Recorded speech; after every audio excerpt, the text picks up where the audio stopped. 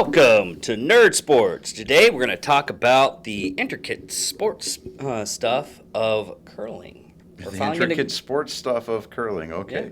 So if we're going to dive into curling, let's talk about that is the only Olympic event that allows bartenders and bar patrons to become world-class athletes. Just go ahead and say it. It's where fat people can be athletes. Well, we don't want to fat shame. I mean, you know, we I have do. to we have to I've always said there's a weight limit for this ride. Okay. Okay. But if we're talking about Olympic sports, we need the elephant in the room. Yes, the big elephant in the room. Someone had hammer thrower Gwen Berry. I didn't even want to name her. Now, you know what? I didn't want to give her. Let's name her because people need to understand because we can't. And I'm going to use this term. We can't whitewash history as it's being made. But you know, Gwen Berry turning away from the flag at the Olympic trials. She podiumed. She finished third in the hammer throw event. Said she felt like it was a setup. Well, you know what? No, they had a pre-published a schedule of when they were going to be playing the national anthem, and they just happened to be playing it at about the same time that they were on the podium. You know what? So what? And then, you know, I felt like it was a setup. But yeah, you walked up to the podium with a T-shirt that says activist athlete. And you're going to sit there and tell me that you did not mean to demonstrate, didn't mean to turn your back? Like, seriously? What did you think was going to happen? I think in her infinite wisdom, what she thought was going to happen is what's been happening in most sports right now when people do that. It's like, oh, she's so brave and everything. She wanted the attention again. And she did that. And then she got serious backlash because I understand that you have some kind of activist stuff and everything going on, but you're representing the United States. Yeah. And you know, once we get past the U.S. Olympic trials, and if you make the Olympic team, you travel to Tokyo. The International Olympic Committee, the IOC, they've already said, look, hey, no, there are sanctions that are going to be placed upon athletes and teams for demonstrating during an awards ceremony. They put a nix on that crap back in the 70s whenever we had those two black activist athletes raising a single fist in the air, you know? Yeah. And because the Olympics, they're not the place to become political. I mean, they're not the United States. Yeah, Host countries have tried to do it, but in the past, you know. But, you know, as far as your athletes are concerned, no. The spirit of the Olympics is to come together through sports, and you know to you know I mean it's for you know I mean it's just simply coming together as a community on the world stage. Yeah. It's not the place for your political statements. It's not the place for your political beliefs. If you wanted to, you know, and let's just say, for example, she gets named to the Olympic team. If she gets named to the Olympic team, and by some grace of God, she podiums, she medals at the Olympics. What is she going to do? You know, if an American, wins gold.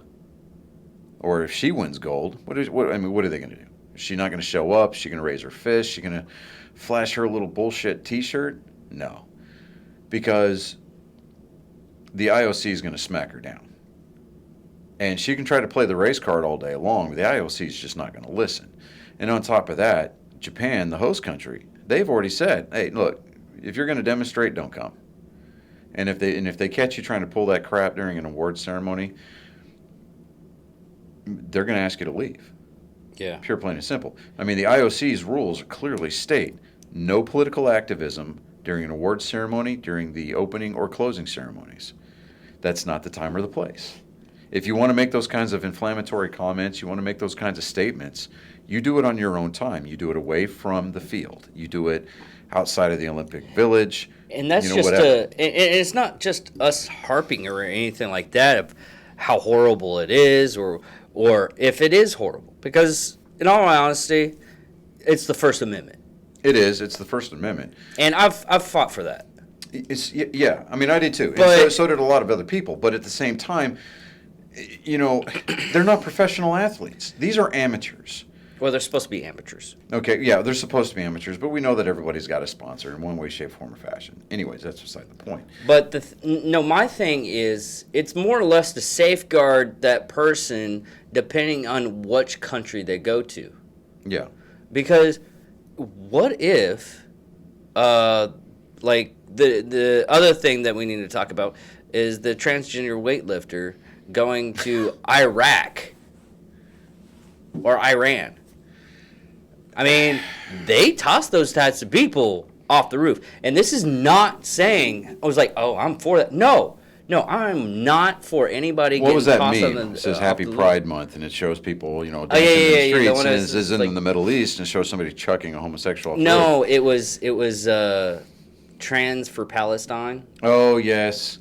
And Yeah. it was then it switched around Palestine for trans, and they're tossing them off the building and everything. Yeah. That's what a lot of people don't understand about some of these countries. Yeah. They will murk you Yeah, fast I mean, if you show any kind of difference. I between saw a themselves. TikTok video. I didn't bother to check the statistics on it to make sure or fact check it to see if it was accurate. But the gist of the video, Yeah. the creator, is a Marine Corps veteran, obviously because he had a Marine Corps cap on and he had crayon stuck in his teeth. But he was talking about, you know, this trans or homosexual individual was holding a tattered, tied up in knots, faded American flag and said that this is a sign of hate, this is a sign of bigotry, a sign of racism. And he's like, that symbol represents the country that leads the fight in trans rights. It's one of 4 countries and one of, you know, I mean, he just listed off all these little facts. And I wish I'd have saved the video and watched it so I could bring it up here. But what we're seeing is a false narrative being pushed. Just like systemic racism is, I think it's a misdirection. I think it's an easy argument to make, and it's an easy narrative to push on the uneducated masses. And by uneducated, I'm not talking about underprivileged. I'm not talking about inner city. I'm not talking about any of those demographics. I'm not talking about that at all. I'm talking about the people who are just too lazy to get up, pick up a book, go to the library, go to... Or just use pick up their... freaking Google. Yeah, go to your Google box. It's in your pocket. It's on your desktop. I mean, you can carry it around in your backpack. Did you just say Google Box? I did say Google Box. That is so much a father thing to say. Hey, you know what? I'm a dad. Shut up. Leave me alone. Anyways, so, I mean, going out and educate yourself, because if you're going to pick a side, be educated about it. If you're going to be convicted, if you're going to be passionate about something, know what the hell you're talking about. You know, you get these people that come in here and they're like, you know, they talk about there's systemic racism in the police department, there's too much police brutality, and it's like, you know, okay, brutality versus keeping the peace versus following procedures correctly. Yeah. There's a vast difference. I mean, when you feel somebody that shares the same skin color as you are steps out of line and the police put them in their place in the act of arresting them, yeah, they're going to view that as brutality because, oh God, my cousin, brother, sister, mom, dad, whatever your relation to that individual is, whether even it's just something as basic as the shade of your skin, you're going to view that as brutality because somehow you have been conditioned to think that this is a slight against you, and it's like it's got nothing to do with you. So why don't you pump the hate, pump the brakes there, Fox and Friends. But I actually have a lot of. There was a cop during the ruck last week that we did, and he's saying because he's a cop in Maryland, he's moving. He's like, no, I'm either going to Florida or I'm going to South Carolina. But his thing is he's not allowed to do his job. The way they want them to do their job first is like, hey, hold on. Look, We got to stop this. And he even said there's certain things that I've done as a cop that I just go, dude, what are you doing? Stop being stupid. Do this. You could do this, or you could do this, and no one gets really hurt. And Okay. usually they take the second option. So here's a hot take. And this is just my hot take. If you want to argue with me, fine. Leave it in the comments. We'll read it and we'll address it. But cops nowadays, they're having their hands tied behind their backs, much like our military did during Vietnam. Yes. Because the politicians are out there writing the policies. And instead of letting the people on the ground dictate. And I'm not saying dictate as in like overlord. I'm saying like dictate policy, dictate procedures. Well, I mean, because police departments know that there's a problem where they select few individuals. Every department's going to have them. Every walk of life has got bad apples.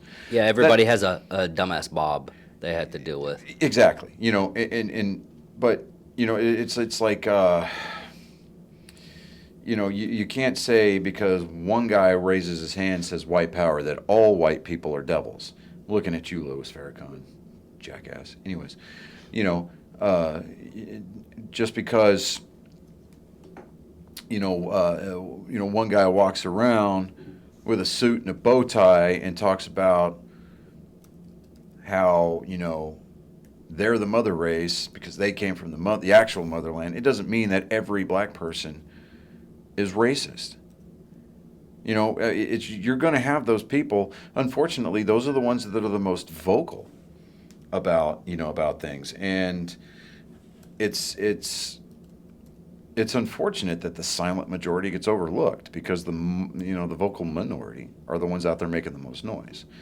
And okay, so you remember how we always talking about how Winston Churchill had said that those who don't learn from history are doomed to repeat it. Yeah. Okay, I've always said that the 60s and 70s radical retreads that failed to get their job done back during Vietnam when they were protesting the war, they figured out that if they infiltrate academia in every public office, that they could eventually rewrite the book. And that's what they're doing. And what we're seeing, and we've been seeing this happen over the last 10, 15 years, is the academia brainwashing our kids to think a certain way, to think a leftist, to think with a leftist mentality, because they somehow think that even though over the course of human history, every time we've tried socialism, it's failed, that somehow they can do it this way and it'll work. Well, I got a hot flash for you. It won't. And then we're going to be left standing there with this huge bill, and then what are we going to be doing? Our future generations are on the line. So, and I'm not saying that conservatism is 100% the way to go. Do I believe mostly conservative value, in mostly conservative values? Yeah, I am. I identify as a Reagan conservative. But, there's when we're talking about, turning your back to the national anthem, you're not making a statement. You're just making yourself look like an ass, because while you think that you're out there fighting the good fight, there's a time and a place to do that. Kneeling for the national anthem at public sporting events or professional sporting events, that's not the time and place. You are an employee. I pay your salary, i.e. through ticket sales, merchandising sales, and stuff like that. When you show up to work, I don't care about your personal opinion. Do your damn job and clock out for the day. But that's the thing about nowadays is because of social media, because of the internet, everybody can say their opinion now. Yeah, and again, it's because we always come back to the fact that everybody has forgotten what it means to get punched in the mouth. Oh, and yeah. Unfortunately, these days, we can't espouse violence. I'm not espousing actual physical violence. But now, I mean, even though I think that some of these people that run around, with their mouths engaged, writing checks that their bodies can't cash, I think that they went through their entire life without a good ass whipping. And it's usually because they came from a broken home, or their dad just spent a lot of time being emasculated by their mother. Whatever it is, it's like you and I, we grew up, for the most part, we learned to accept criticism at the hands of our fathers, because what did we do when we were, hey, go out and help your, hey, come out and help me work on the car. It didn't matter how well you held that flashlight, how illuminated that bolt was, you were always holding it wrong. Oh yeah. Can't see. Move over here. I mean, it's like, It's okay. also the place where you found out how to say those foul languages. Yeah, exactly. But now everybody's got access to YouTube and every social media platform out there, whether it be Discord, Twitch, it doesn't matter. Twitter, Patreon. But links in bio. Anyways, Not yet. Not yet. So still have to finish hey, that that's up. a sneak preview. Ooh, look at that. It was a teaser. But and if we're gonna, parenthetically or what's the word I'm looking for, effectively punch people in the mouth these days, we need to do it in their pocketbooks. And I'm not saying go with these huge nationwide boycotts, because boycotts don't work. And here's why. When suppliers like the Finish Line or Foot Locker or Champ Sports, they buy these shoes, they buy them from the manufacturers. The shoes have already been paid for. All you're doing is hurting that business. If you want to boycott something, we need to do it, and not necessarily a boycott, but we need to do like a letter writing campaign, and let's get old school about it. Let's flood their mailroom. That's one thing that I've noticed, that a lot of the Because you can people, delete an email, but yeah. if your mailroom gets inundated with mail, like actual physical mail, which, by the way, if we're doing that at the same time to sending home a very physical, tangible message that the board of directors at these companies that support these whiny ass athletes like Nike. I mean, you could do it. You could do it both through social media and physical. What you can do, you can take a picture of the letter that you're sending and mail it.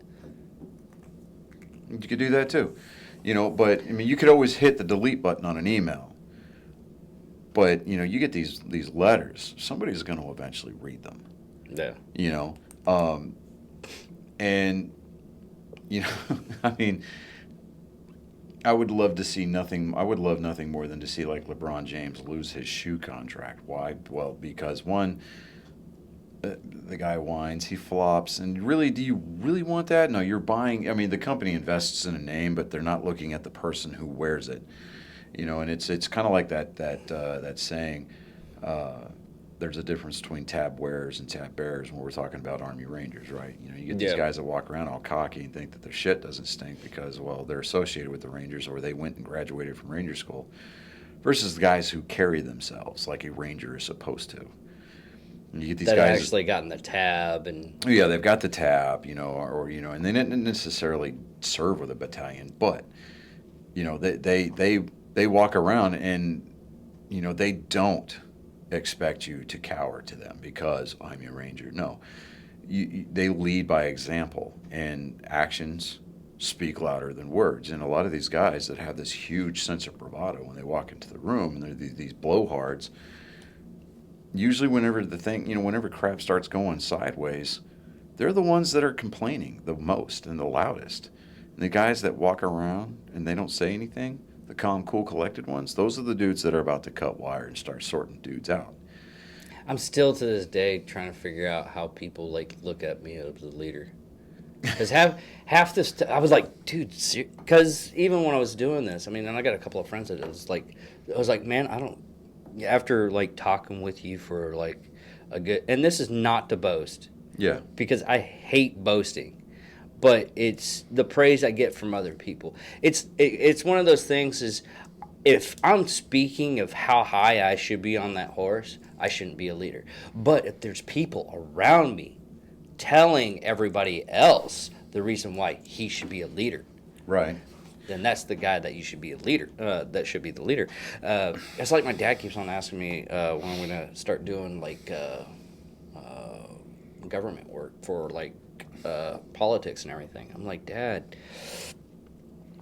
I had a thought and I was going to work on it and everything, but I'd rather have my voice, if I'm going to do something like that, be heard and not have to worry about the job every 2 years.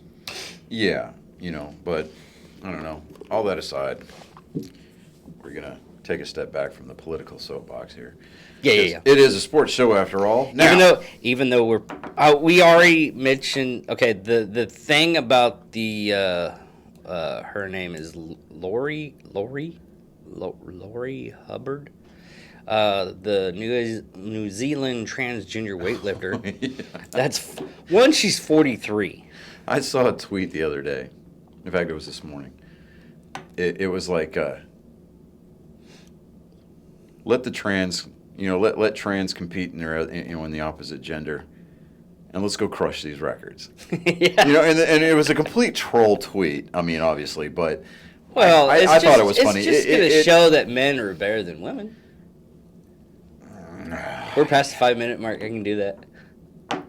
Right, for the people with the short attention spans, but for those nobody's. So for those people that do listen, you're gonna inevitably. I'm surprised I haven't gotten a letter because I said some really awful stuff after the 5-minute mark. Inevitably, we are going to hear from at least one of our fans, one of our subscribers. Excuse me. I could see it. And they're gonna strike that. They're gonna strike that sassy Hispanic pose with that hip cocked out to the side and that hand up there. And they're going to be like, I know you just didn't go there, Oh, yeah. Please direct all hate mail to @DavidDickerman@angrymeproduction.com. But, Nah, she usually just comments or messages me personally. So, I get that. I get that. I get that. Well, it's like she messaged on the she messaged on the YouTube channel. She commented on the YouTube channel. Mm-hmm. Then she commented on the Facebook, the Angry Me Production Facebook page about what's the thing of baseball seats. And I was like, let me ask Johnny, because I'm not the sports guy. I'm just the funny commentator on the side, and some of my jokes is like, why the fuck did you say that? Yeah. But I was like, then I looked it up and everything like that, and I was like, huh. I'll give you some props here, because even though you're completely and totally out of your element here with the sports show, you do come up with some pretty pretty resounding knowledge bombs, man. I'm a spy. By trait. Okay. So I can pick and this is not I was in the CIA spy or I was actually a spy or anything like that. No, I read and watch a lot of spy movies. David Dickerman. Hey, Matt Bester said it's a badass last name. He did. And I was listening to that episode when I was down in Angleton this weekend, sitting on the back porch with my girlfriend. Even JT loved my last name. Yeah, he's like, Dickerman. Dickerman. Yeah, yeah. You're going to go into the maybe pile just because your last name. I was like, yeah, okay, this is the episode then. Yeah, all right. So, but they were just going through names, and like the 17-year-old. Yeah. Where they had absolutely no qualifications. Like, do you have a broom closet I could rent out? And they're like, just because you're going to go in the baby pile, we're going to do a video interview with you. And I'm like, oh, come on. Anyways, so I haven't heard back. I would keep pestering. Persistence is the key. Anyway, so over the weekend, the New York Yankees traveled to Fenway Park to play another 3 games against the Boston Red Sox. And you sound the Yankees happy. Got swept again. So now you sound so happy about the Yankees losing. Well, here it is. You got Garrett Cole. Comes over from the Astros. Gets a 9-year, $320-something million contract. He faces the Red Sox in the postseason. He faces the Red Sox in the postseason when he was still a member of the Astros in 2018. Gets lit up. I mean, lit up. Well, they always played the money ball. Then, no. See, now that he's a member of the Yankees, they don't give a crap about Moneyball. I mean, they're playing a different kind of money ball. They're trying to throw as much money at the game as possible, as humanly possible, and But see they've what always sticks. been trying to do that. Yeah, I know. But anyways, so first night it was a 5-3 loss for the Yankees. There's a meme that's out there, and I always put it on my Twitter feed. It's David Ortiz going, "Duh, Yankees lose." You know, and I'm like, I always put that on my Twitter feed. It's great. And if you notice, I changed my Facebook profile again to the Veritek punching A-Rod in the face. Yeah. Yeah, so You'd love that one. I do. I used to have one where it was a baby wearing a backward Red Sox cap and its bare ass is squashing the Yankees hat. But Oh. I can't find it. I don't know. I mean, and to be fair, Facebook would probably take it down. Yeah. But because Mark Zuckerberg is always asking people for their papers. Actually, it's not Mark Zuckerberg, but yeah, I did the. Let's put it this way: his brown shirts, his army of brown shirts that he puts out there, they're the ones asking for papers. So if we're gonna call it kettle black, let's just do that. Anyways, Actually, it's the AI. I I would ended up you just a quick thing. want to take the hobnails out of the boots that you keep stepping on my toes with here, guys? Yes.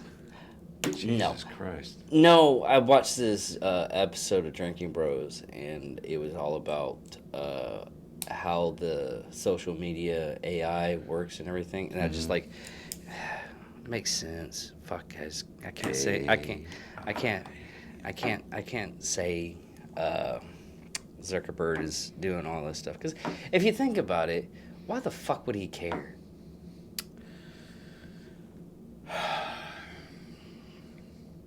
I didn't bring my tinfoil hat, so I mean, I'm not going to go into that. Anyway, so night number 1, which is a Friday, the Yankees lost 3-5. Garrett Whitlock picked up the win on that one. Matt Barnes comes in, gets the 16th save of the season that year, or that night. Night number 2, which was Saturday night on the 26th, this past weekend. Yankees lost 2-4. Nathan Eovaldi, an ex-Yankee, picked up the win. And Adam Ottavino picked up the save, another ex-Yankee. So it's almost like, as far as pitchers are concerned, the Red Sox have become a former Yankee Yankee pitcher rehabilitation team. I like rehab team. Yeah, I mean, because if you've met any of the people that actually live in the Boston area, rehab might be applicable there. Yeah. And yes, I know I said that. I said that out loud, and I don't really care. If we're gonna get hate mail, we're gonna get voice messages. We're gonna get audio recordings in our email. Oh, you motherfucker! By the way, Adam Ayer, Ayer, Ayer, Air, yeah. Ayer, who is from Boston. Boston. Thank you for subscribing. Yeah, you know what? That's okay. Just after, because he has the thick accent. Well, he's got that thick accent, so he's gonna go up to his buddy. He's gonna be like, "I can't tell you where we're going. Can't tell you what we're gonna do. All I can say is that we're gonna hit somebody."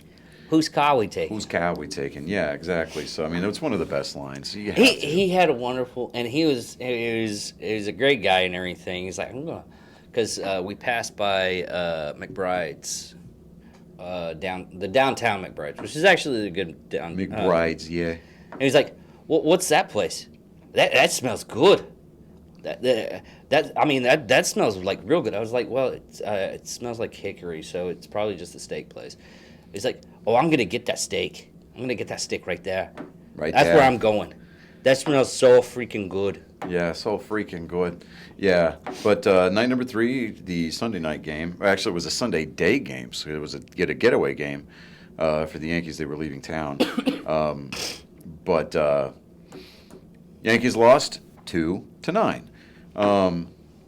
Eduardo Rodriguez, I can never say his name properly without doing that Ruffles Rodriguez. Eduardo Rodriguez, pitcher for the Red Sox. Such a racist. You know what? No, it's not. It's not. Whatever. Because if we were going to be racist, people would call us out about the Hitman's Wife's Bodyguard review of Antonio Banderas. You can't say Antonio Banderas without saying Antonio Banderas. That's because he's earned that shit. He has. It's like Sean Connery. You can't say Sean Connery's name without doing the accent. I know. Um, I mean, there's certain people you do the accent because they fucking earn that because shit. they earned it, right? Eduardo Rodriguez, and I do that just out of fun because one, I'm on the fence with this guy because it's like when he's on, great, fine, do it, do your job. But most of the time, I mean, he's got a 5.83 ERA, so I mean, his earner run average. He's got the highest ERA on the pitching staff as far as the starters are concerned. He's inconsistent, and it's like, all right, dude, look, if you're wanting a deal, you need to pitch better. Especially if we're going to carry you through the playoffs and we're going to keep you on the roster. If you don't want to go to the bullpen, I suggest you start figuring it out. Because as the season starts to drag on, we get into the second half of the season because the All-Star game's fixing to come up. So the All-Star break's going to be where everybody goes home except for the people going to the All-Star game. You know, they're going to work. But if he's going to expect, I mean, if I were the general manager or the manager himself, if I was Alex Cora's position, I'd be like, look, dude, you need to start doing better. Come in, put in extra work, stay late with the pitching coach, figure it out, and do your job, or you're not going to be long for this world. At least not in a major league capacity. You're going to be taking off that jersey pretty soon. Send them back to AAA, to Worcester. Yeah, I said Worcester. Worcester Woo Sox. And they changed their AAA affiliate this year, and it's horrible. Anyways, Erod, he just needs to do a better job. Garrett Cole picked up the loss, and it's like, okay, so here we got this $327 million pitcher on a 9-year deal. Ever since they started taking sticky substances away, this dude's been getting lit up. So it's like, okay, all right. He can't use spider tack on his hands anymore, so he can't juice up the ball. It's like, all right, now he's lost spin rate, he's lost movement. I've always wondered about that. I know that sandpaper. Well, no, in you the can't glove. scuff a ball. Well, I mean, there used to be rampant. I mean, rampant.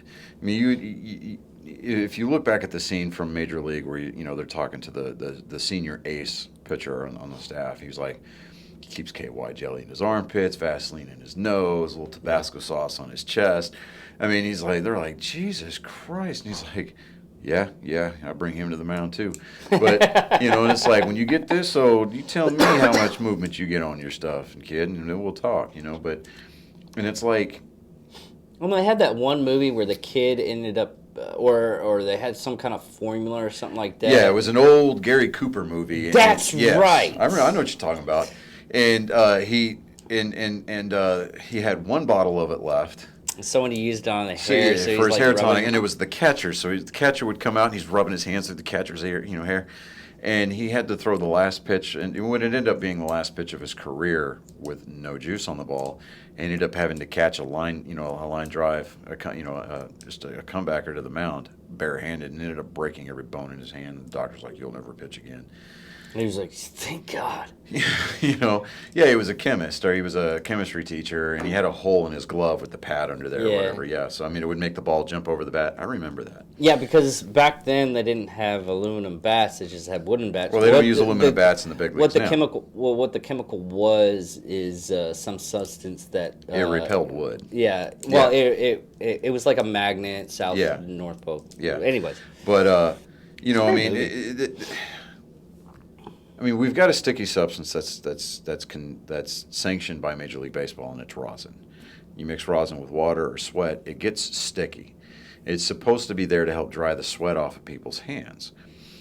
Trevor Bauer, who pitches for the Dodgers, I mean, he's got a really good blog and YouTube channel going, where he talks about he's into the big stats thing. He's a big sabermetrics guy. He talks about spin rate a lot and everything. And he sat in the dugout and gave an interview, and he's got a baseball stuck to his palm, just like this.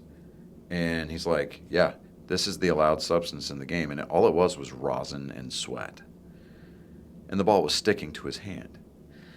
And I'm like, okay, that's fine. You can't go over the top with it, obviously. You can't use shit like pine tar. There was a Red Sox-Yankees game a couple years back. Pineda. I forget his first name, but the pitcher's last name was Pineda.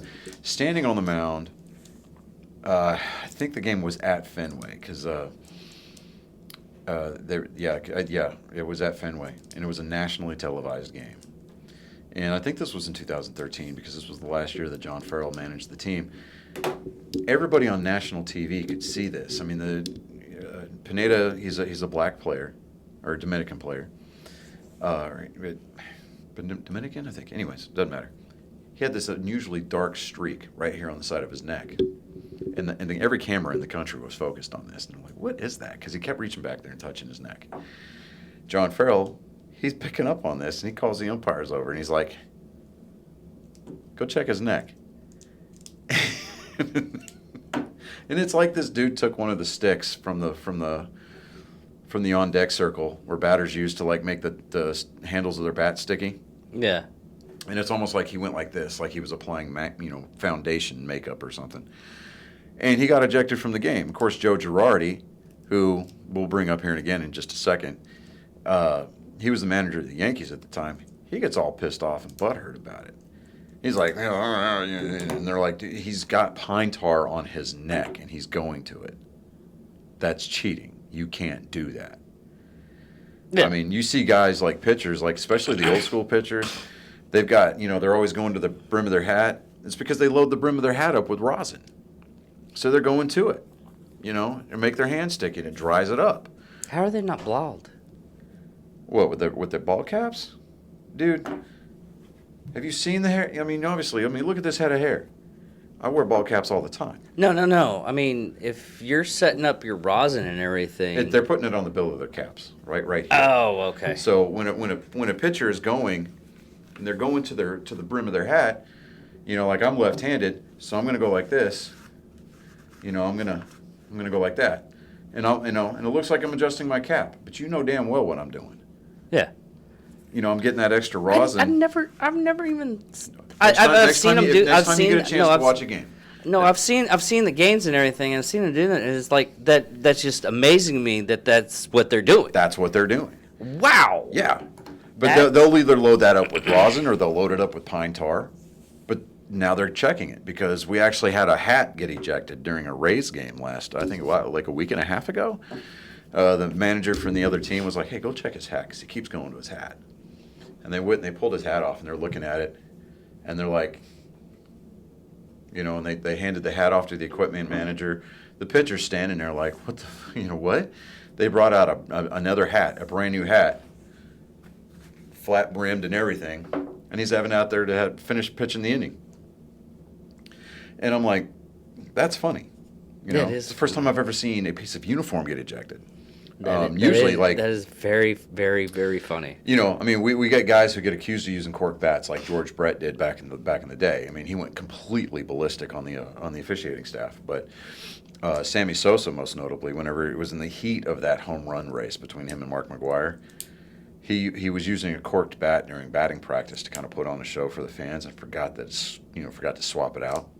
Well, he broke his bat during a game. I remember that. And they were picking up pieces of the bat, and they were like, they tossed him, and then he's like, what? And it was freaking basically, obvious. Yeah, and that, for all intents and purposes, ended Sammy Sosa's career. Yeah. It really did.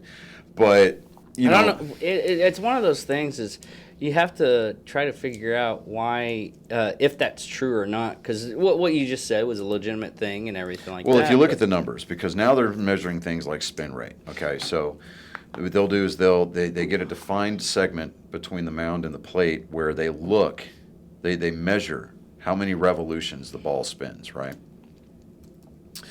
And they were rumbling about this during the offseason last year, where they were going to start looking at spin rates. And, because pitchers were having to try to combat the launch angle hitters, right? All these guys are doing just swinging for the fences. It's either home runs or strikeouts, right? And pitchers were having to try to figure out a way to get it past these hitters. Well, instead of becoming an actual pitcher, these guys were resorting to foreign substances to put on the ball. They were doctoring the ball. They were stealing from the integrity of the game. Do I think that sticky substances like like pine tar, spider tack, stuff like that, do I think it needs to be banned from the game? Absolutely, I do. Because we really need to become better stewards of the game. And I think that once we get back to a level playing field, because, I mean, baseball still officially hasn't completely shrugged off the specter of the steroids era. Okay, because we still have people like Roger Clemens and Barry Bonds who are still eligible for the Hall of Fame, and eventually they may end up eventually getting in once these sports writers that have condemned them for using steroids to cheat stop voting. And you get these younger generations that don't get to hear those stories because they didn't get to witness it. They didn't have to live through the congressional hearings. They didn't have to listen to the endless news cycle when this list of PED users came out. Yeah. Okay. Eventually they'll get voted in, and I think it's unfortunate because you look at Barry Bonds now. Looked at him and during his first couple of years in the season in the majors, dude he was a beanpole. Absolute beanpole, skinny as a rail. Then he started juicing, and dude bulked up and started hitting home runs like crazy. Now, granted, yeah, you got to still have the talent to put the bat on the ball. You got to have the bat speed, but your bat speed increases when you put on that much on that much mass. You build that kind of muscle. I mean, Mark McGwire, yeah. I mean, there's so many baseball players that juice throughout the years. And yeah, but you see, the thing of it is, though, is that, and I'll get back to Garrett Cole here in just a minute, but you get all these guys that actively cheated at the game. Carlos Correa. Astro team. Yeah, Astro team. Were they just the whole Astro team themselves? Yeah. The 2017 edition of the Astros. And I know if my girlfriend watches this episode this far into it, she's going to be like, because she's a Stros fan. But it's your ass getting beat, not mine. I digress. Anyways, so I was really hoping he's like, it's not that bad.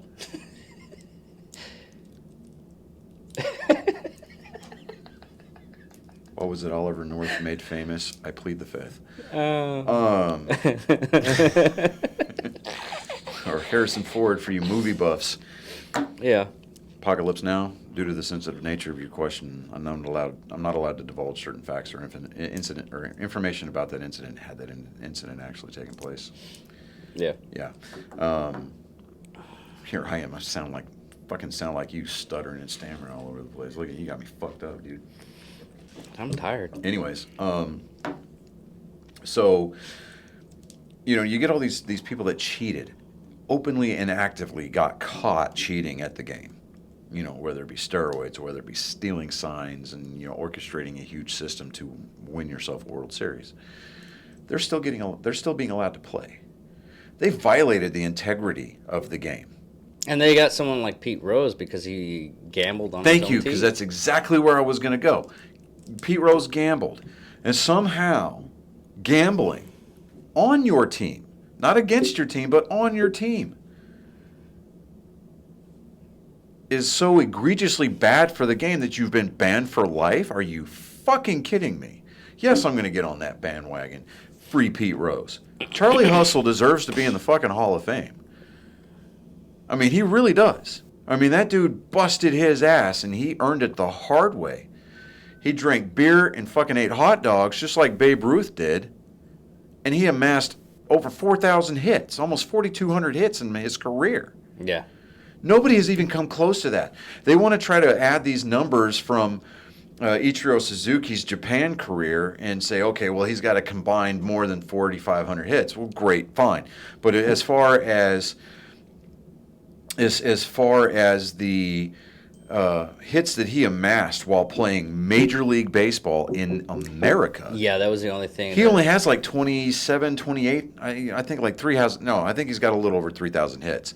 Nobody is ever going to break that record because of the durability of today's player, because the way that the game is managed nowadays, you're not going to get a guy. I mean, just like we'll never, ever, ever, ever see another Cal Ripken Jr. then break that consecutive games played streak. Never. That is going to be a record that will never get broken.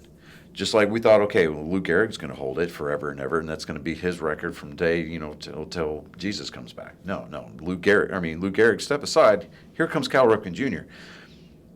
Because you know what happened in that game? That he broke the record. He came in for one plate appearance, which is an official game played, and they put him on the bench, and he took the next day off. Because, by God, he earned it. Well, fuck me. The dude played, 2,000-something consecutive games. That's like 18, 19 years worth of games without missing a day of work. Yeah, I think, okay, yeah. He earned a day off, You get these guys who are like, oh, my shoulder's a little tweaked. You know what, dude? Shoulder's a little tweaked. Why don't you go take an ice bath after the game? Get the masseuse, the team doctor to go massage that crap out. Stretch it the next day and show up for work. But getting back to Gerrit Cole. This guy, 9 years, $327 million. He comes in and dominates a little bit. He's got great movement on his ball, on his pitches and stuff, his little filthy slider and all this good stuff, right? He's using spider tack, sticky substance. Baseball, officially said, you know what? We're banning all sticky substance, foreign substances. The only thing that's allowed out there is rosin, and we're going to even watch to see how you use that. And all of a sudden, spin rates are down. All of a sudden, movement is not as pronounced. He's now got a 2.66 ERA. He's officially 8-4 on the year. And the guy is, I'm sure he's going to run into another win between now and the end of the year. Statistically speaking, he has to. Yeah. Okay. But when you pay a guy that much, you want him to come in and you want him to perform. So do Yankees fans and the New York media have every right to lambaste the shit out of this team? Absolutely they do. I would be pissed off too because, the reason why they can afford these huge payrolls is because the Steinbrenner family has convinced the city and the citizens of New York State, or not state, but New York City, to pay the taxes on this god-awful organization. You're going to sit there and put this. It's the same thing that Jerry Jones did for the Cowboys Stadium. You are really going to get my ass whipped here, because my girlfriend, her and her sister both diehard Cowboys fans, just like most of the people in the state of Texas. Me, don't care so much, but Jerry Jones. One question. Okay, go ahead. Did she pay attention to the Facebook page? I don't know. I'll ask Because her. of that Formula One car and the crap car? Yeah, I saw that. Yeah, I think that's actually a Yugo. Yugo? Yeah. Russian Yugo? No, the Yugoslavian Yugo. Oh, Yugoslavian. Yeah, which is why they called it the Yugo. Okay. Yeah, see, look at that light bulb. But, you Gerrit Cole coming in here, just like a lot of these big-name pitchers, these quote-unquote aces that have had filthy stuff in their repertoire as far as trying to get hitters out, inducing ground balls, and stuff like that. Is there's no thing that after say I do fucked up shit for 3 times. After the 3rd time, I'm kicked out of baseball and I can't do the Hall of Fame. Shouldn't there be something in place for something like that? At the time that Pete Rose got caught gambling on baseball, you still had a lot of that old guard because there was, if you look at what was it, the 1908 White Sox, the entire team they went to the World Series and they threw the World Series. Because mobsters were, bought the team off to throw the World Series so that way, because they were favored to win. So the mob comes in and says, hey, we're going to bet on the underdog. We're going to pay you guys X amount of dollars. And that team had a lot of greats on it, most notably Shoeless Joe Jackson. Shoeless Joe did take the money. The guy was illiterate. That's why you'll never see there's maybe one or two autographs from Shoeless Joe Jackson out there floating in circulation. And the reason why that is because he was embarrassed. He didn't know how to spell his own name. He was illiterate. But the guy was a hell of a ball player. Okay, I mean, Well, you're looking at the time frame too. True. I mean, you're looking at the time frame still, but all that aside, he took the money, but he did not throw the World Series. He didn't. Every time he went out there, he busted his ass. He was putting up MVP style numbers during that World Series. I think he was batting like 4 something for the world, for the series. And let me see here. Let me check. What is it? BaseballReference.com.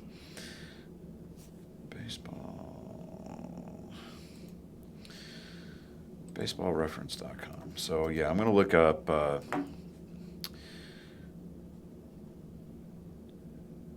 Shoeless Joe Jackson. I mean, the guy ended his career with a 356 batting average. Okay. And, I mean, he had an on-base percentage of 423, a slugging percentage of 517. 1,772 hits. Yeah, so, I mean, a total of 1,772 hits total, 54 career home runs. And it's, for the, what was it? Where is, he played his entire career it was 1920 Red Sox, I think it was, or White Sox rather. Because he played for the Philadelphia Athletics, which they don't exist at all, period. They didn't move to Oakland. I mean, I know that's the common misconception, but they didn't. I played for the Cleveland Indians. And then he spent the majority of his career the most notable part of his career, playing for the White Sox. But 12 base hits set in a series record that was not broken until 1964 for the World Series. Right. Yeah. So, I mean, it was the 1919 White Sox. That's what it was. So, they went to the World Series, and then he batted 375 during that series. On-base percentage of 394. He touched a total of 18 bases that entire series. They lost against Cincinnati. Let's see here. He had 12 hits in the series. He scored 5 runs, 6 RBIs. I mean, you look at that. You look at those numbers, and there are guys that play today that would die to have those kinds of numbers during the course of a month. Yeah. And this guy did it in a World Series. And you're going to sit there and try to tell me, should he have been punished for taking the money? Absolutely. But you cannot definitively tell me, based on those numbers, that this guy took a fall. You can't. You can argue all day till you're blue in the face. I mean, they had to do. I'm going to look at you like They had to do touched. a congressional hearing on that one. And it was such a blight on the game. And, at the time, they were like, okay, you're permanently banned from baseball. And it ruined his life. Because baseball is all he had. Now, I mean, you look at Pete Rose. When Pete Rose, I think it was Fay Vincent at the time that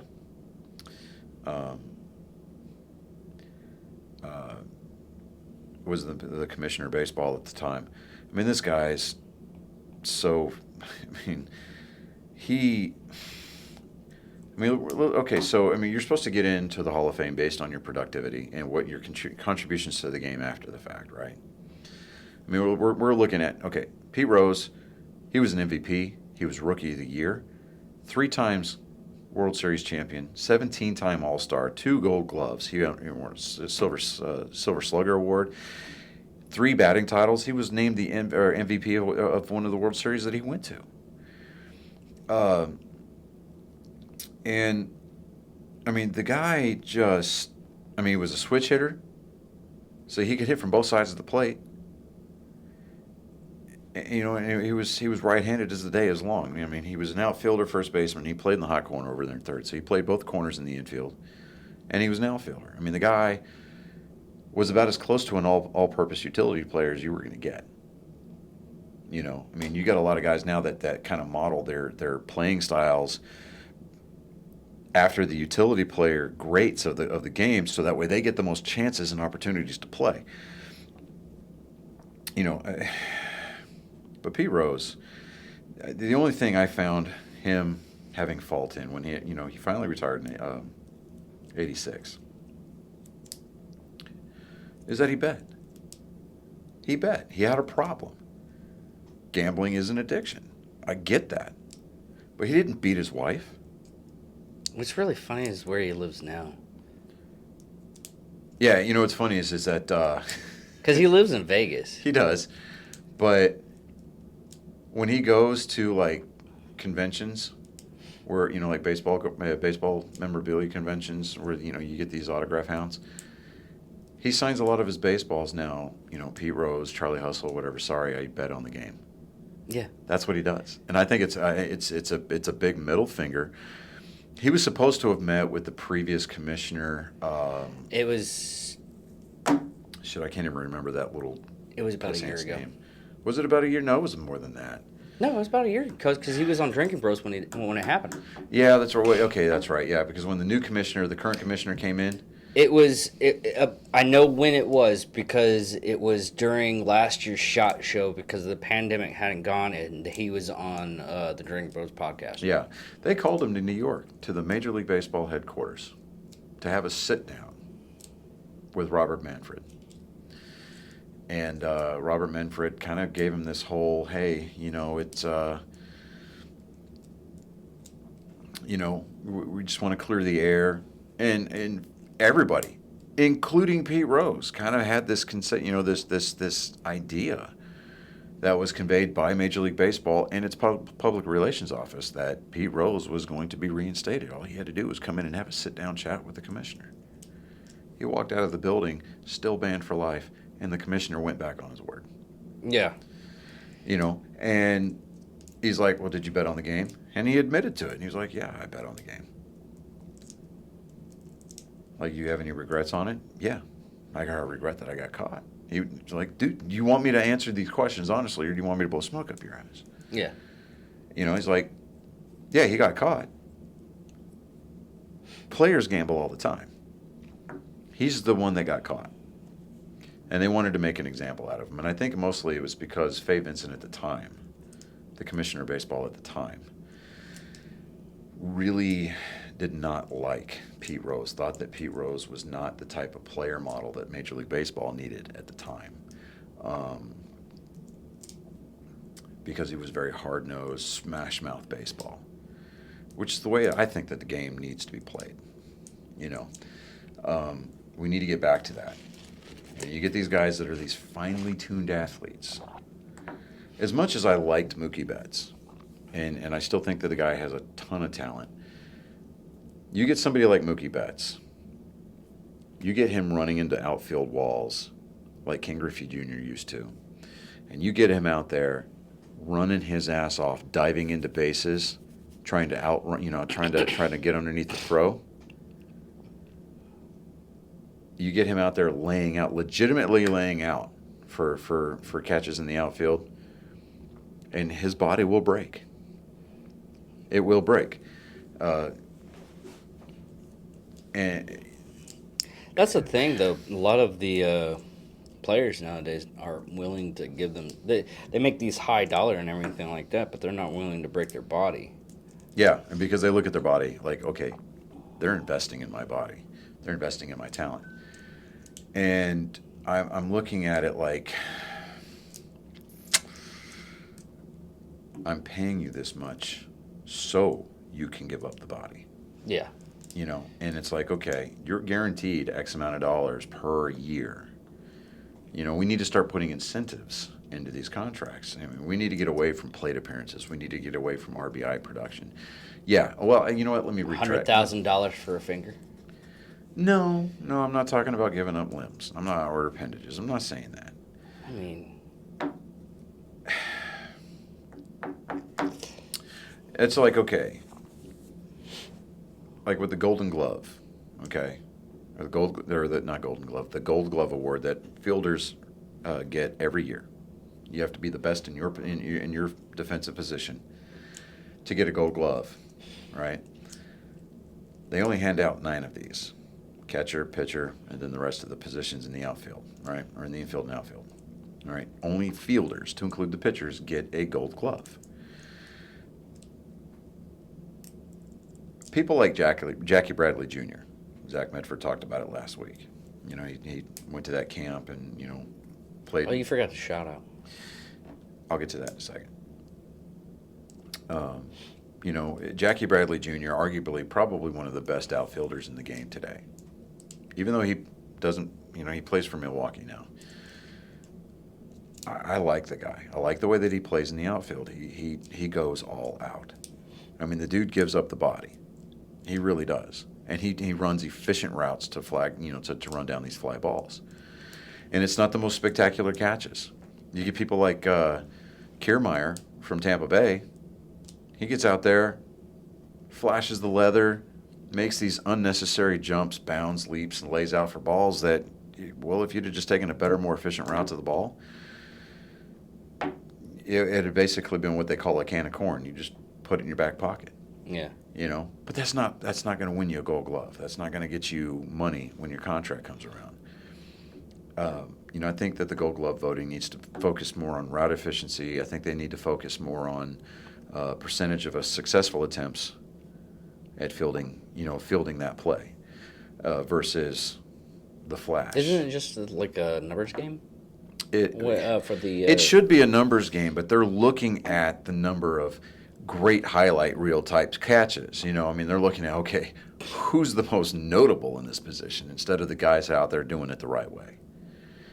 And well, it's like that picture that caught the ball with his bare hand when a guy shot it down his lane. He was like, yeah, he just reaches out and grabs it and spikes it into the mound because that was the third out.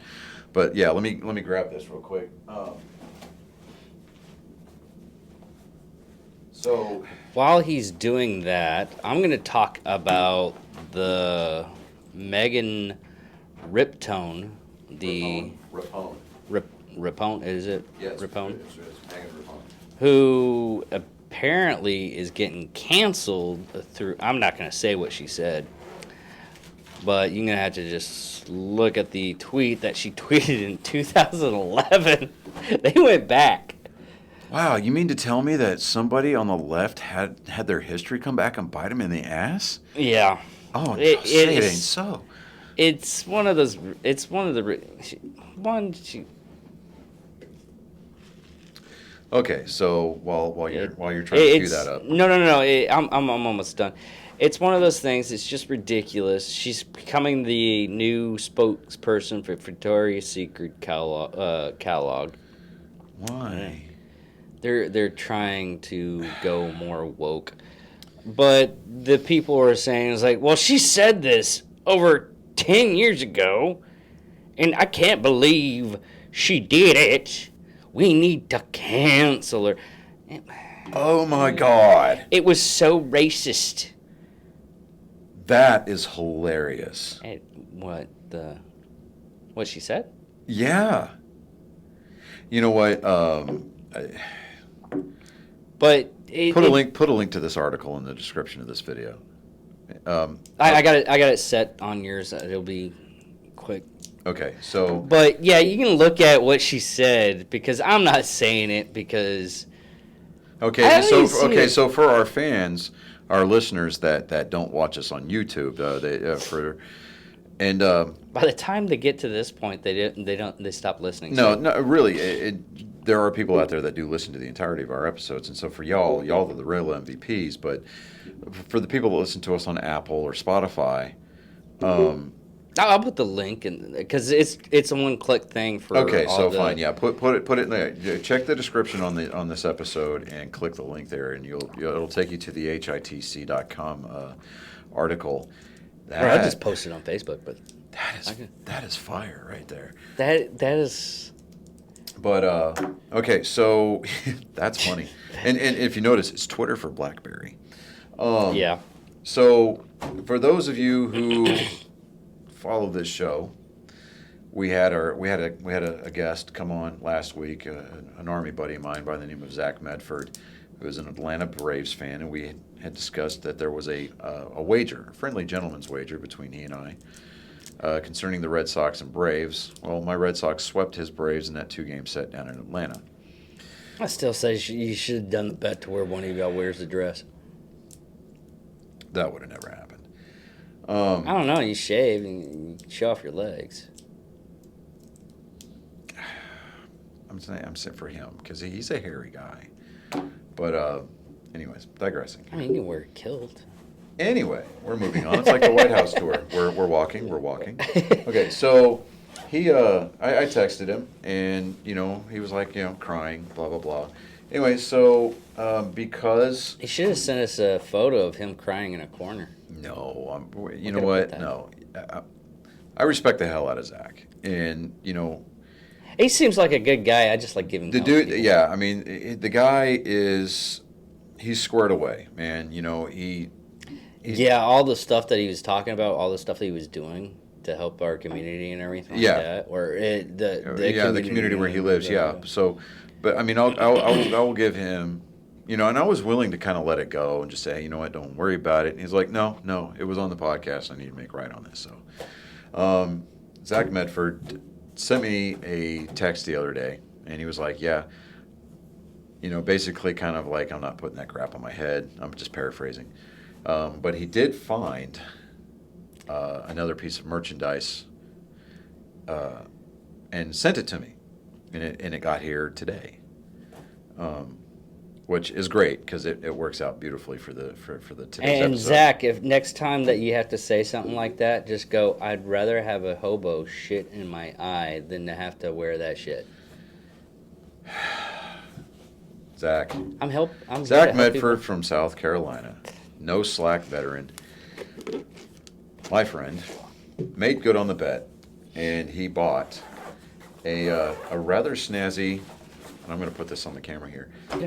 Red Sox laptop / backpack, or a backpack / laptop bag, and you know what? I mean, It looks really good. it does. It's got a really Kudos to you, Zach. yeah. So I'm giving Zach his shout out, giving him his props. He did make good on the bet. That is a really nice backpack. I do. I like it. It's and I tell you what, man. I'll bring it in next week. I ordered a customized baseball glove from 44 Pro Sport or Pro Glove. It better not only cost about $100. It's customized. It cost me $200. Fucking 200, yeah. Dude, no, trust me. This glove is just pure sex, man. It's pretty damn awesome. I bet it is.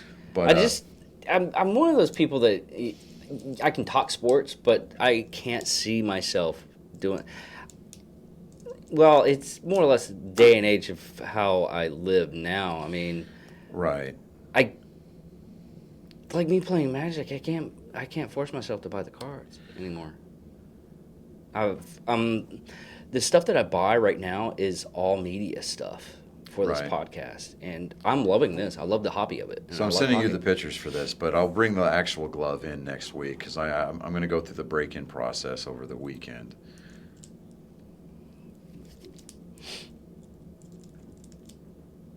Shit, I'll look at it later. It went to my phone because I had it closed out. Okay, so here. Or send it again. Yeah, well, it's sending, so hold on. But Or you could be like an adult and airdrop that. fine, I'll be an adult and airdrop it here. God, you want to complain and bitch? All right, fine.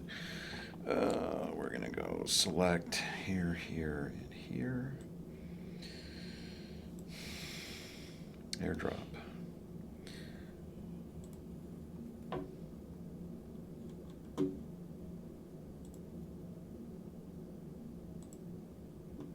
And this dead air is brought to you by Black Rifle Coffee.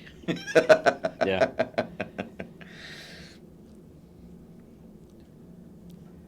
I'll put it. That is actually okay. See? I mean, I wouldn't spend $200. Well, but you don't But play. but See, It me, I looks spend really enough time nice. playing catch and playing ball with my kid, that it's like I wanted a glove that I knew was going to last. I mean, I've had a glove that I used to play baseball with, and it that turned into a actually looks softball really glove. cool, though. It's like a $60 glove, and it's lasted like 20 years. But I mean, I wanted something that was Well, that's 100% well, leather. the leather and everything like that, it'll probably last you. And plus, the probably damn about thing's 10 got my years. name on it. 44.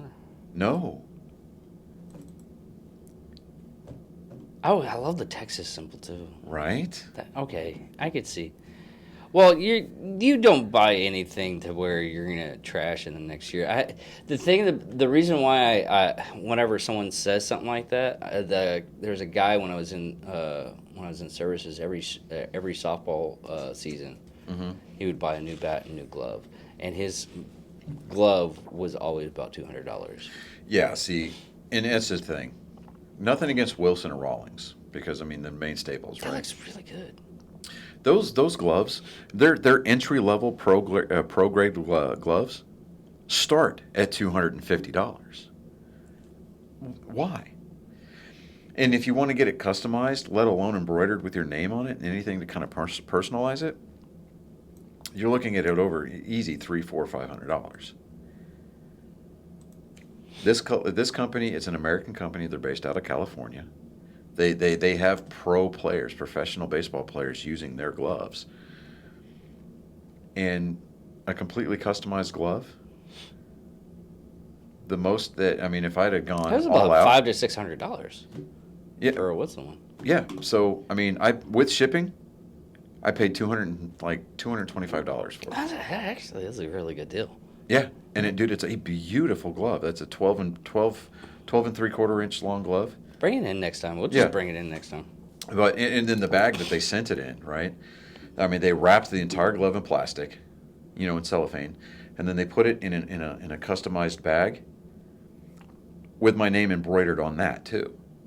So I mean, just the presentation, the unboxing for this glove was amazing. Did you get measurements for your hand too? No, when you go in there, there's a glove builder on their website, Oh, okay. so you can pick the type of glove, the model, what position you play, and because each position the gloves do vary. Just like first base, it's almost like a catcher's mitt, but and like with the outfield, I mean, they can go up to 13 inches, and it just depends on the size of the hands. I mean, like with the 12, like almost with 12 and 3/4, like the glove as it sits on my hand, it comes out to here. Yeah. So, it gives you that extra cut, like extra inch or two of reach when you're out there trying to run down a Do you have to do a the fly same ball. thing with you do with like cowboy boots and soak them in water and put them in the oven? I will never soak that glove in water, and the reason why is because it breaks the leather down. Plus the fact that there's a lot of dyes, because if you notice the red, white, and blue on that, I mean, there's so much dye. I was just one. Yeah, well, there's specific ways to break it down, or not to break it down, but to break in a glove. Now I've got the mallet, and I've got the Neat's foot oil. There's this stuff called Rawlings puts it out. It's called glove linoleum. It's basically like a hot oil that kind of gets into the fibers, and you can help break that connective tissue down within the leather. You can find where the crease points are and stuff like that in the glove, and you can press on it and you can beat it down with the mallet. It's basically a softball sized mallet, wooden globe that's attached to a handle. But Yeah, I've seen them do it to a now Rolls you, Royce. yeah, you get those people that do bake their gloves, and that's not who I am. That's not what I'm about. I'm not about that life. You can get the majority of the initial break-in process done with the mallet and an oil, and then you can get a band with like a blank. It's a softball sized blank that you can put it in the pocket, and you can wrap it and then just kind of let it sit overnight. But you have to, you can get it to where you can initially get that glove to work with your hand, right? You can close it and everything. But in order to get that good pocket, to get that good break-in, you just have to go out there with repetition and just play catch with this glove. And so I specific, because you get two different break-in options. You get like the 55 to 65% broke-in, and then you get the pro break-in, which is like 90 to 95% break-in by the player. So that's the one I went with, because if I'm going to keep this glove for years, I want to be the one that breaks that in. So I want to go through the entire process. But yeah, I'll bring it in. But I know that we're running along on time. Yeah. But last thing we wanted to shout off on this, we're thinking of I'm gonna have a Patreon account, It's going to take a little bit of time. Then we're going to talk off air on that one. But what we wanted to do is start doing our new subscribers, and probably one day it'll probably just get so big and everything. But it's just three: Adam Ayer, Chuck McNeil, and Anthony Bess. Bess. Yeah, Anthony Bess. I know him. Bess. Is Yeah. that the best? Yeah, Best? Tony's one of the ruckers from our ruck club. He's also the member of the American Legion Post here in town. So yeah, Oh, let me know how your wife's doing. 'Cause she had a little bit of a upset when we made it to P2. yeah. So yeah, I mean, yeah, definitely. We should start shouting out our new subscribers as they come on. But Even though it's like, I think since me and you doing this is like an extra 15. yeah, something like that. But But I mean, like Obi-Wan Kenobi said, you've taken your first step into a much larger world. But there's the nerd part of our sports episode. But Yes. anyway, so for those of you on Apple with your iPhones, iPads, or MacBooks, check out the Apple Podcast app and search out Angry Me Production. Give it a follow. Our episodes are pretty and only give us 5-star reviews. We don't take anything from anything less. right. We're either 5 stars great or we're 5 stars shit. So, but yeah, There's definitely. no 0 button. That's the reason why I say that. Right. Yeah, exactly. Just But, give us a shitty review. Yeah, I mean, at least get out there and review, but definitely give us a follow on Apple Podcast, Spotify as well. Spotify is just I think it's just a like, thumbs up or thumbs Yeah, down. you just give it a follow, but You're either gonna let us live or kill us, yeah, like exactly. the Romans. Yes, exactly. But definitely, again, also with the YouTube, give us smash that subscribe button, hit the notification bell. Like button too. Yeah, the like button over here. Look at you. I know. Screen orientation. I know, right? Um, One of these days I'm gonna have the shit. I really. We're gonna put the graphics on the screen. Yeah. I was thinking about that, but I'm still with the whole thinking of not doing it because it takes away from what we're doing. Honestly, It does. and I don't like that because I get annoyed with Because that at a shit. certain point, it almost like kind of like, okay, what kind of a stunt are they going to pull for clout, right? And it's like Yeah. I'm not a clout chaser at all. I mean, I tell people about the show. I tell them, hey, where to find it. Yeah, I stopped things being like on that street card and sucking dick, so Jesus I'm not doing that anymore. Christ. I'm just saying. Just don't sign up to go do women's sports in the Olympics, please, and then we'll still. Be It takes 4 sweating. years. I looked at the stuff for it.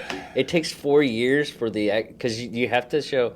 It is a process because Okay. I get researched on this stuff. Okay, I'm and I'll make listening. this as fast as possible. And I'm probably out It of takes- the shot right it now. I'm takes- just leaning back. I just want to make sure It that takes- people can still hear me. It takes 4 years, and you have to go in and they have to test your blood and Right. your urine and everything like that. See if you're taking the Oh. pills and everything. Stop you there for a second.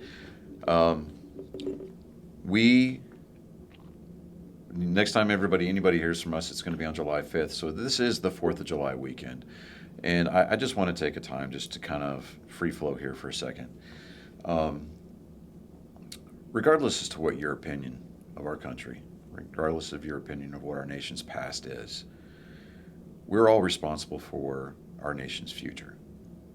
And I think that our future does need to maintain a foothold on its past.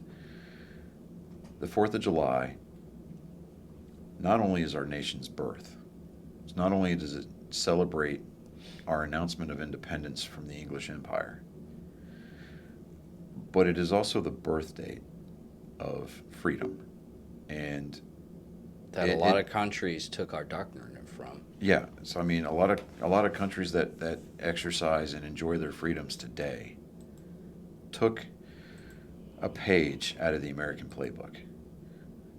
And whether or not you're proud to be an American, whether or not you choose to fly the Stars and Stripes on the 4th of July or not, is entirely up to you. We have that First Amendment right for a reason. Every amendment in our Bill of Rights and every article in our Constitution is protected by the Second Amendment. firmly believe that. But it is also protected, preserved, and ensured by the men and women who wear the uniform of our country, who give up sections of their lives, and in most cases, not in most cases, in some cases, their lives, paying the ultimate sacrifice to ensure that the winds of freedom blow from, yes, sea to shining sea. We need to take the time to not only remember why we have these freedoms, but we need to remember to not take them for granted, because there will, and in some cases are, forces out there that would love to take them away from us in the name of power. And that is exactly why we declared our independence back on July 4th, 1776. So please, take the time to enjoy yourselves. Do it in a safe, responsible manner. But when you look up and you see the American flag flying, when you hear the national anthem being played, face the flag, appreciate it, listen to the lyrics of our national anthem. Take it to heart, and for God's sake, remember what it means to be an American. That's all I've got. And I'm David Dickerman. I'm Johnny Skelton. Thank you for watching. Stay classy, San Diego.